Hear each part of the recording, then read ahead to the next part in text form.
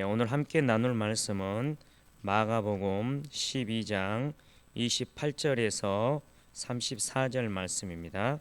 오늘 본문은 두 개의 단락으로 나누어집니다.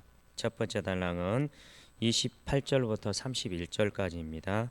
가장 큰 계명이 무엇인지 묻는 서기관에 대해서 다루고 있습니다. 두 번째 단락은 32절부터 34절까지로서 서기관의 반응과 그에 대한 예수님의 평가에 대한 내용을 다루고 있습니다. 본문은 고난주간의 셋째 날인 화요일에 있었던 사건을 보도하는 11장 20절부터 14장 11절까지의 연속 부분 중에 해당되는 중간 부분인데요. 여기서는 예수님과 사두개인들 간의 부활 논쟁 기사를 보도하고 있는 오늘 본문 바로 이전의 말씀인 12장 18절에서 27절에 이어서 계속되어지는 논쟁 기사로 가장 큰 계명이 무엇인가 논쟁하는 그러한 내용을 보도하고 있습니다. 여기에서 가장 큰 계명 논쟁은 한 서기관이 예수께 율법 중에 어느 계명이 가장 큰 계명인가를 질문함으로써 발생하였습니다. 이 질문은 당시 랍비들 세계에서 중요한 이슈가 되는 문제였습니다. 당시의 랍비들은 율법을 모두 613가지의 조항으로 구분했고 그 중에서 248개의 조항은 보다 중요한 것으로 또 나머지 365개 조항은 덜 중요한 것으로 분류를 했었습니다. 그런데 랍비들이 이처럼 율법을 분류한 것은 그들이 613개나 되는 조항을 전부 다 지킨다는 것이 불가능한 일임을 알았기 때문입니다. 그래서 그들은 차선책으로 율법을 중요도에 따라 분류하여 중요한 조항만이라도 반드시 지키도록 했습니다. 하지만 유대인들 사이에서는 율법의 중요한 조항과 덜 중요한 조항을 분류하는데 항상 논란이 있었습니다. 본문의 이 서기관의 질문은 바로 이런 배경 하에서 비롯되었습니다. 한편 본문과 병행을 이루는 마태복음 22장 내용에서는 서기관의 이 질문을 예수님을 시험하기 위한 것으로 묘사하고 있는 반면에 본문은 서기관에 대해서 상당히 우호적으로 기록하고 있는 것을 볼 수가 있는데요. 이는 아마도 마가가 비록 서기관이 바리새인들의 어떠한 파송을 받아 예수님을 시험하고자 했지만 그가 개인적으로는 예수님께 상당한 존경심을 가지고 주님의 말씀에 순종하고자 하였음을 알고 그 사실을 높이 평가하였기 때문일 것입니다. 이러한 배경을 우리가 생각하면서 첫 단락인 28절을 보시도록 하겠습니다. 서기관이 나오는데 서기관은 글을 베끼는 사람이라는 뜻입니다. 서기관이 이들은 원래 다윗이 애굽의 궁정 제도를 모방하여 만든 관직이었고 그들의 임무는 왕의 비서의 역할, 또 회계를 담당하거나 그리고 고문으로서의 역할, 그리고 문서의 기록과 정리를 주된 것으로 하는 사람들이었습니다. 하지만 왕국이 분리된 포로 시대 이후 이들은 종교적 의미를 지닌 율법학자로서의 역할을 시작하게 되었습니다. 당시 율법은 이스라엘 백성들의 삶의 핵심 규범이었습니다. 따라서 당시 서기관은 왕정 시대의 일반 사무가 아닌 율법의 해석자로서 그리고 또한 교사로서의 기능까지도 수행하게 되었는데요. 신약 시대에 이르러서 이 서기관들은 대부분 바리새파에 속하였으며 그리고 병행 구절인 마태복음 22장 35절에 나타나는 바와 같이 율법사라고도 불리웠습니다. 이러한 명칭은 그들의 주된 임무가 율법을 연구하고 규칙을 만들어 사람들에게 적용시키는 것이었기 때문입니다. 이들 대다수가 권력기관이었던 사내들인 공의회에 속해 있었으며 따라서 이들은 대체로 자신들의 기득권을 이어받은 예수에 대해 적대적 태도를 취하였던 사람들입니다. 28절 말씀, 이 서기관 중 한 사람이 그들이 변론하는 것을 듣고 예수께서 잘 대답하신 줄을 알고 나와 묻되 모든 계명 중에 첫째가 무엇이니까? 라고 나오는 것을 볼 수가 있습니다. 28절에 예수께서 잘 대답하신 줄을 알고, 즉 예수님과 사두개인들과의 그러한 변론에서 올바르고 합당하게 대답하셨음을 이 한 서기관은 보고 알고 있었습니다. 이는 단지 예수님이 능변가로서 변론을 잘 하셨음을 알았다는 의미가 아니라 부활에 관한 성경 진리를 올바르게 말씀하셨음을 알았다는 의미입니다. 예수님과 논쟁한 사두개인들은 부활을 믿지 않았지만 자기와 같은 바리새인들은 부활에 관한 것을 믿고 있었기 때문에 예수님의 이 말씀이 합당했다라는 것을 이야기하고 있는 것입니다. 이 서기관이 예수님께 질문을 합니다. 모든 계명 중에 첫째가 무엇이니까? 라고 말입니다. 여기서 말하는 모든 계명은 모세의 율법을 포함한 모든 가르침과 훈계를 가리킨다고 볼 수가 있습니다. 십계명뿐만 아니라 이러한 것에서 파생되어 나온 여러 가지의 것들을 이야기하는데요. 아까 처음 서두에 말씀드렸다시피 이 유대인들은 십계명이나 모세오경의 율법과는 별개로 613가지의 규정들이 있었습니다. 그중 사람 몸의 지체수로 여겨지던 248개, 이 248개는 적극적 행위를 촉구하는 규정이었고, 그리고 1년의 전체 날수에 해당하는 365개는 보다 덜 중요하게 여겨지며 행하지 말 것을 명하는 소극적인 금지 규정이었습니다. 248개는 적극적으로 뭐뭐 하라라고 하는 그런 내용이고, 365개는 소극적으로 뭐뭐 하지 말라라고 하는 그런 내용을 갖고 있었다는 것입니다. 랍비들은 이 많은 규정들 중에서 어느 것이 보다 크고 무거우며 어느 것이 보다 작고 가벼운 것인지, 또는 어느 것이 더 근본적이고 어느 것이 더 부수적인 것인지에 대한 끝없는 논쟁을 벌였기에 본문의 물음은 이러한 당시의 상황을 반영한 것입니다. 그래서 서기관은 가장 크고 가장 근본적인 규정, 가장 큰 계명이 무엇인지를 묻고 있는 것입니다. 서기관의 이러한 질문을 들은 예수님께서 29절에 대답하십니다. 29절 말씀에 예수께서 대답하시되 첫째는 이것이니 이스라엘아 들으라, 주 곧 우리 하나님은 유일한 주시라. 서기관의 질문을 듣고 29절 예수님께서 말씀하시는데, 이 29절 본문은 일명 쇠마라고 하는 말씀 가운데 신명기 6장 4절 5절의 말씀을 그대로 인용한 것입니다. 이 쇠마라고 하는 이 본문, 이것은 이스라엘의 신앙 신조로서 신명기 6장 4절에서 9절까지의 내용, 그리고 11장 13절에서 21절까지의 내용, 그리고 민수기 15장 37절에서 41절의 그러한 세 부분을 포함하며 유대인들은 이 쇠마를 아침 저녁으로 암송하였고, 이를 양피지에 써서 작은 통 속에 넣어 앞 이마나 팔에 메어 달아 언제든 꺼내어 읽을 수 있도록 한 가장 중요한 계명이었습니다. 예수님께서 이처럼 쇠마 본문을 시작하는 말씀을 인용하신 이유는 지금부터 하시는 말씀이 매우 중요함을 보여주시기 위해서입니다. 그 쇠마 본문의 첫 내용을 말씀하시는데, 주 곧 우리 하나님은 유일한 주시라라는 것입니다. 이 표현은 모든 이단 종교와 우상 숭배에서 스스로 구별되는 유대의 종교 교리의 근간으로서 하나님의 유일성에 대한 것으로 유대인들이 매일 고백하는 그런 내용인데요. 이 내용 중에 유일한 주라고 하는 내용이 맨 뒤 29절 맨 끝에 나오는 것을 볼 수가 있습니다. 유일한 주가 무엇을 의미하는가?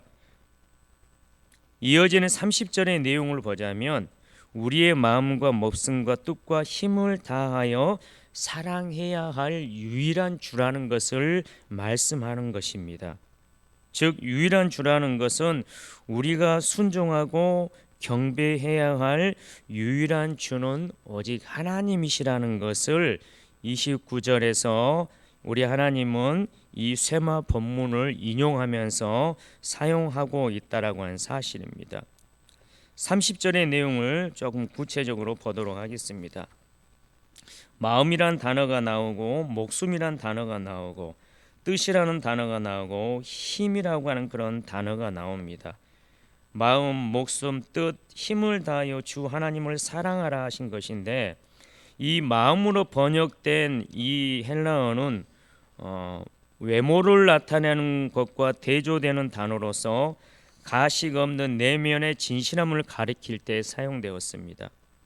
그리고 목숨으로 번역된 푸시케라고 하는 이 단어는 호흡, 생명이란 뜻이 있고, 여기에서는 하나님께서 각자에게 주신 생명을 가리키고 있습니다. 그리고 뜻으로 번역된 이 단어는 생각, 지각이란 뜻으로 이해하고 느끼며 갈망하는 기능으로서의 마음을 가리킵니다. 그리고 힘을 뜻하는 이 헬라어는 단순한 육체적 힘이 아니라 살아있는 생명체의 육체적, 정신적, 영적 능력의 총체적 힘을 의미합니다. 이 네 가지를 합쳐본다면 이 30절 본절에 마음과 목숨과 뜻과 힘을 다하여 주 너의 하나님을 사랑하라는 이 사중적 표현은 인간이 최우선해야 하는 사랑은 오로지 하나님만을 향한 전인격적이며 절대적 사랑이어야 함을 강조하는 것입니다. 본절은 십계명의 첫 부분, 즉 하나님에 대한 1계명부터 4계명까지를 요약한 것이라고 할 수 있는 것입니다.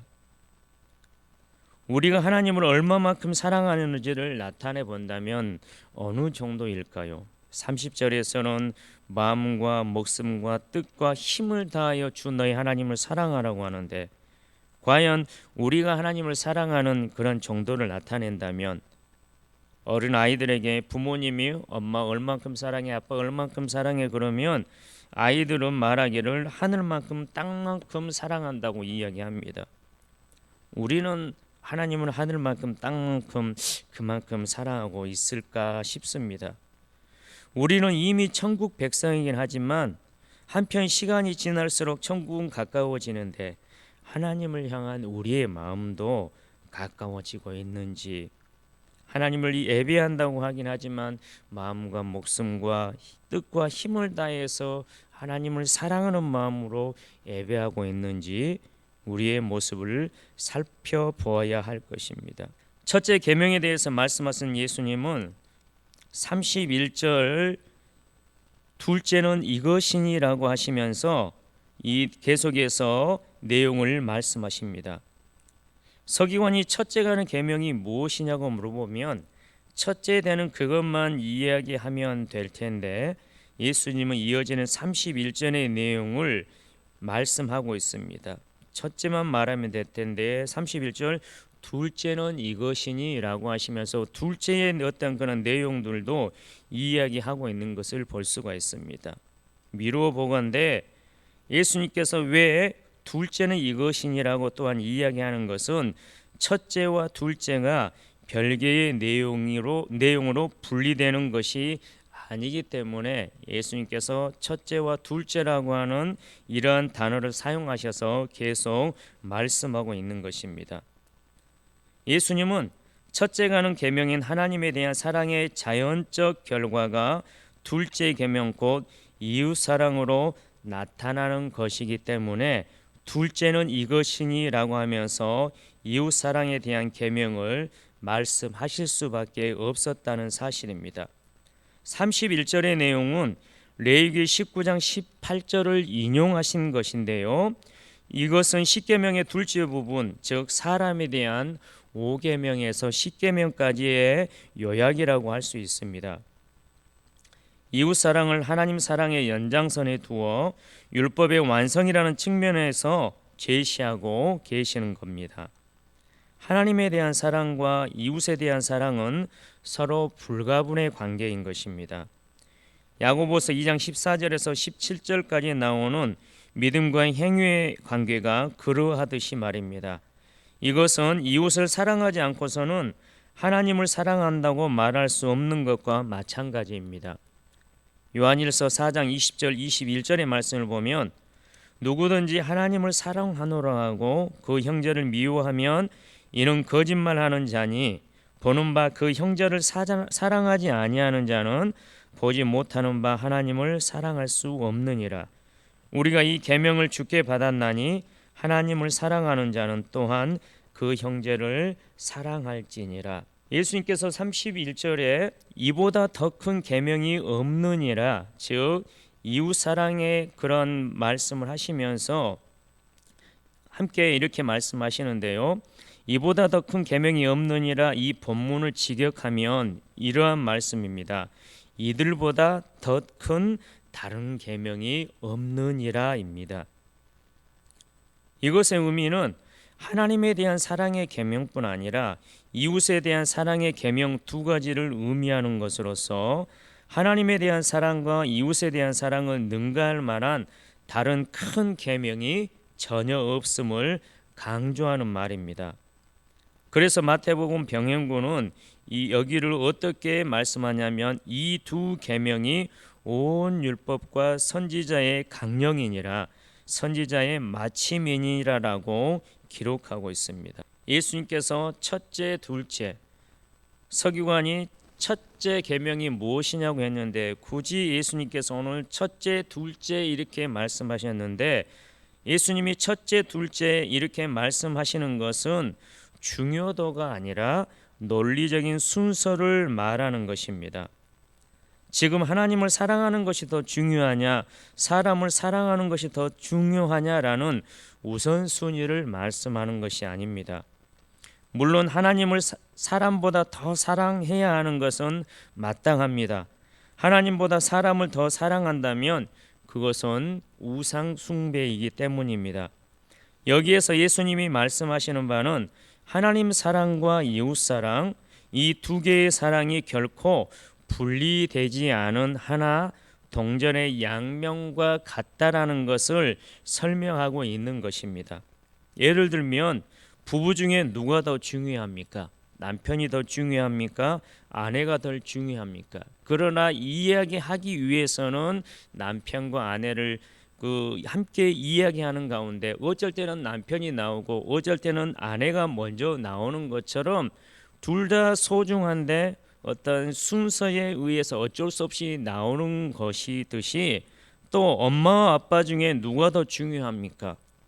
엄마가 더 중요하고 아빠는 덜 중요하니까 엄마가 먼저 나오고 아빠는 나중에 나오고 그러지 않은 것처럼 오늘 본문에서 하나님께서 첫째, 둘째 이렇게 이야기하는 것은 중요도의 순서가 아니라 그냥 논리적인 순서에 의해서 그렇게 말하는 것뿐이라는 사실입니다. 둘 다 중요한데 순서만 다르게 나온다는 것입니다. 하나님 사랑은 반드시 이웃 사랑으로 나타날 수밖에 없습니다. 하나님을 사랑한다고 하면서 이웃을 사랑하지 않으면 그 하나님 사랑은 거짓된 사랑이고 외식적인 사랑인 것입니다. 부자에게 마가복음 이전의 본문에 보면 부자에게 부족하지만 치명적인 그 한 가지가 바로 하나님을 사랑한다고 이웃을 향해서 자기가 또 이것저것 했다고 하지만 물질을 다 팔아서 예수님을 따라오라고 하는 그 말을 고민하고 돌아가 버린 그 부자에게 부족한 것이 뭐였냐면 자기의 재물을 다 내어놓을 정도로 이웃을 사랑하지 않았던 그 치명적인 한 가지입니다. 오랜 세월 동안 종교 지도자들이 강요해온 하나님 사랑은 열심히 제사하고 부과된 종교적 의무를 충실히 이행하는 것이었습니다. 대명절에 드려지는 헤아릴 수 없는 제물이 그들의 그 열심을 보여주는 증거입니다. 그러나 예수님이 오셔서 성전을 둘러보시며 확인한 것은 유대인들은 종교적, 제의적 열심은 충만했지만 그들 안에 진정 하나님을 사랑하는 마음이 없다는 것이었습니다. 첫째가는 계명을 외면하고 그 어떤 율법의 세부 규정의 열심을 하나님이 기뻐하시겠습니까? 가식적인 것, 외식적인 것, 그러한 것들은 아무런 소용도 우리 하나님께는 없었다는 사실입니다. 이어서 두 번째 단락입니다. 예수님의 이러한 대답을 들은 서기관의 반응이 32절에 나오는데요. 32절 말씀 보면 서기관이 이르되 선생님이 옳소이다. 하나님은 한 분이시요 그 외에 다른 이가 없다 하신 말씀이 참이니이다. 예수님께서 신명기 말씀을 인용하는 것을 듣고 서기관이 이렇게 대답합니다. 서기관이 예수님을 향하여 선생님이라고 칭하면서 예수님의 말씀에 전적으로 동의하는 내용입니다. 하나님은 한 분이시요 그 외에 다른 이가 없다 하신 말씀이 참이니이다. 이것은 아까도 말씀드렸지만 신명기 6장 4, 5절의 내용으로서 서기관도 신명기에 대해서 잘 알고 있고 그 말씀을 믿고 있었기 때문에 나오는 자연스러운 반응입니다. 예수를 신성 모독과 이단화로 몰아세운 종교 지도자들은 예수가 유일신 사상을 파괴하는 자라는 점을 강조했는데 오늘 예수님이 신명기의 말씀을 거론하면서 하나님의 유일성을 말씀하니 여기에서 서기관이 옳다고 동의하는 것입니다. 그와 더불어 서기관은 가장 크고 중요한 계명에 대한 예수님의 말씀이 정확히 옳은 것임을 인정합니다. 율법 교사로서 그는 그 점을 충분히 납득할 수 있었을 것입니다. 서기관은 하나님 사랑과 이웃 사랑이 최고의 계명이라는 것에 동의하면서 이어지는 33절에서 자신의 고백을 추가합니다. 33절 말씀 보면 또 마음을 다하고 지혜를 다하고 힘을 다하여 하나님을 사랑하는 것과 또 이웃을 자기 자신과 같이 사랑하는 것이 전체로 드리는 모든 번제물과 기타 제물보다 나으니이다. 예수님께서 말씀하셨던 그것을 그대로 읊고 난 이후에 뭘 추가하냐면 곧 그 계명이 전체로 드리는 모든 번제물과 기타 제물보다 나으니이다라고 말입니다. 사실 이것은 충격적인 고백입니다. 왜냐하면 이 고백은 일반적인 성전 유대교, 성전을 중심으로 살았던 이 유대인들의 신앙 고백에 커다란 반향을 불러일으킬 수 있기 때문입니다. 유대인들은 성전 제사와 온전한 제물 드리는 모든 행위를 하나님 사랑과 동일시했습니다.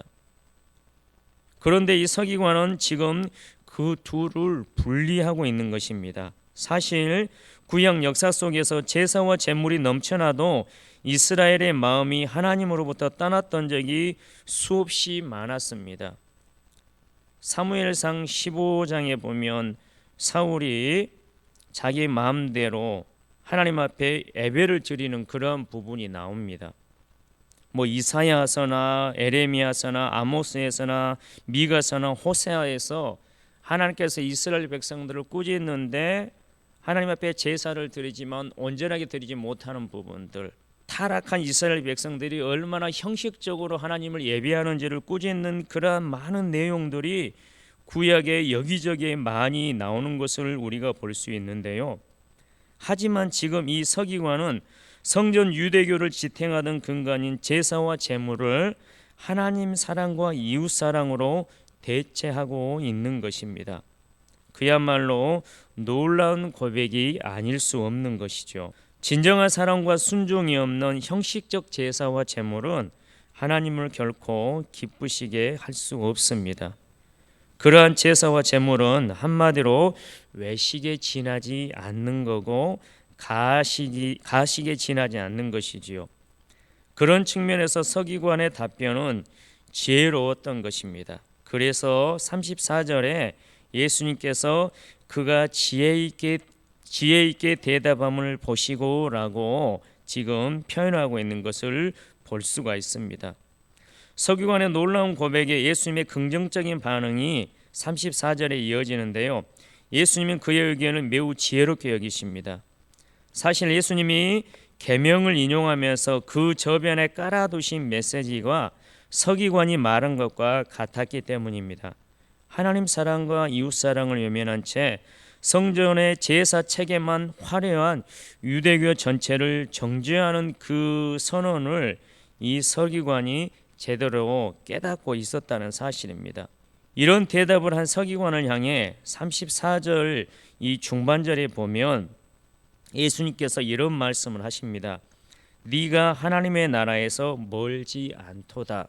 이것의 의미는 이는 앞서 부자 청년에게 모든 재산을 팔아 가난한 자에게 나눠주고 따르라는 초청에서 힌트를 우리가 찾아볼 수 있는데요. 그 부자는 하나님 나라로의 초청을 받았지만 그러나 많은 재물로 근심하며 돌아가 버립니다. 하나님 나라를 등지고 멀어져 가는 것을 알 수가 있습니다. 예수님은 서기관에게 하나님 나라의 최고의 계명을 말씀하셨습니다. 그가 예수님의 말씀에 동의합니다.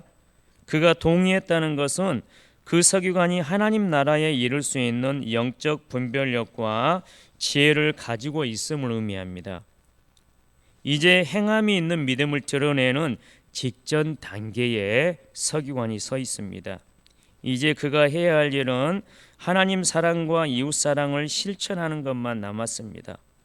이 실천으로 하나님 나라의 백성됨이 드러나는 것이기에 예수님께서 네가 하나님의 나라에서 멀지 않도다라고 하시는 것입니다. 이런 말씀을 하고 나니 34절 하반절에 그 후에 감히 묻는 자가 없더라라고 표현이 되어 있습니다. 이 내용은 13절 이후 계속되던 예수와 유대 지도자들과의 논쟁이 완전히 종식되었음을 의미합니다. 이처럼 본문은 아무도 더 이상 예수님과 논쟁을 벌일 엄두도 내지 못했음을 강조하여 표현하고 있습니다. 지금까지 예수님과 다른 무리들과의 많은 논쟁이 있었습니다.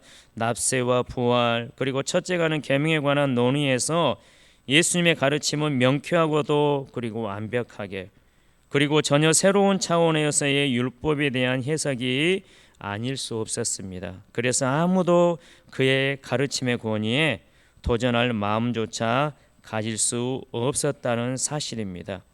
이제 예수님이 어떤 말씀을 할지라도 그의 말씀을 참된 진리로 받아들일 수밖에 없는 상황이 조성되었다는 것이 그 후에 감히 묻는 자가 없더라라고 하는 그 표현 속에 나타나는 것입니다. 말씀을 마무리하겠습니다. 유대인들은 하나님 사랑만 하면 된다고 생각했습니다. 그 사랑이 외적 행위로서 제사만 드리면 되지 굳이 이웃을 사랑하는 번거로운 제스처를 취하지 않아도 하나님의 백성으로서의 의무를 다 이행하는 것처럼 여겼습니다. 그들은 모세오경을 끼고 살면서도 하나님의 참뜻을 헤아리지 못했습니다. 오늘 서기관은 비로소 예수님을 통해 말씀의 참뜻을 깨닫게 됩니다. 하나님 사랑은 이웃 사랑으로 연결되고 이웃 사랑은 하나님을 사랑하는 것과 같은 것이라고 말합니다. 그로 인하여 예수님께 하나님 나라에 가까운 자라는 이야기를 듣습니다. 오늘을 살아가는 우리의 모습은 어떻습니까? 하나님의 말씀에 대한 올바른 의미를 이해하고 있습니까? 하나님의 백성이라고 하면서 하나님 사랑과 이웃 사랑을 별개의 것으로 여기고 살고 있지는 않습니까? 아는 만큼 믿는 만큼 우리의 삶의 영역 속에서 이웃을 사랑하는 그런 실천을 행하고 있습니까? 말씀을 준비하면서 제 자신을 돌아봤는데 도무지 하나님을 사랑한다고 하면서 이웃을 사랑하는 그러한 삶의 모양은 도무지 적다라고 하는 그러한 제 자신을 돌아보게 되었습니다. 하나님을 사랑하되 마음과 목숨과 힘과 뜻을 다해 사랑하고 그분이 귀히 여기는 사람을 자신과 같이 귀히 여기는 이웃사랑이 율법의 핵심 정신인 것을 제대로 알고 그 사랑을 실천함으로 하나님께 영광 올려드리는 우리 모두가 되시길 주님의 이름으로 축원합니다. 기도하시겠습니다. 사랑하는 하나님 아버지, 감사합니다. 오늘 서기관과 예수님과 대화를 통하여서 첫째 가는 계명이 무엇인지 알게 하여 주시니 고맙고 감사합니다. 하나님 사랑만 생각했지 그 사랑이 이웃을 향하여서 펼쳐진다는 생각을 못한 유대인들에게 오늘 서기관의 그 질문을 통해서 깨닫게 하시는 바, 오늘 이 시대를 살아가는 우리 또한 하나님을 잘 믿는다고 하면서 사랑한다고 하면서 어떠한 종교적인 행위나 행동들을 많이 하면서 그러나 이웃을 향하여서 사랑을 흘려보내지 못하는 그러한 어그러진 하나님의 말씀에 대한 이해와 하나님의 말씀대로 온전히 순종하지 못하는 우리의 그런 모양이 있는데, 사랑하는 하나님, 예수님께 말씀하신 그러한 것들을 온전하게 우리도 깨달아 우리의 삶을 통하여서 하나님 사랑과 이웃 사랑이 하나인 것을 알고 하나님을 사랑하는 만큼 이웃을 향한 사랑도 흘러갈 수 있도록, 부자가 재물을 아까워하여서 이웃사랑의 실천을 하지 못하였는데 행여 우리도 우리가 가지고 있는 것들을 아까워함으로 온전한 믿음의 그런 실천을 행하지 못하는 우리가 되지 않도록 사랑은 하나님에 대한, 하나님의 말씀에 대한 온전한 이해한 만큼 이 땅 가운데 이웃사랑의 실천적인 삶을 살아내는 우리 모두가 될 수 있도록 은총을 베풀어 주시옵소서. 그러한 삶을 통하여서 하나님께 영광을 올려드리는 우리 모두가 되게 하여 주시옵소서. 감사하고 예수님의 이름으로 기도드립니다. 아멘.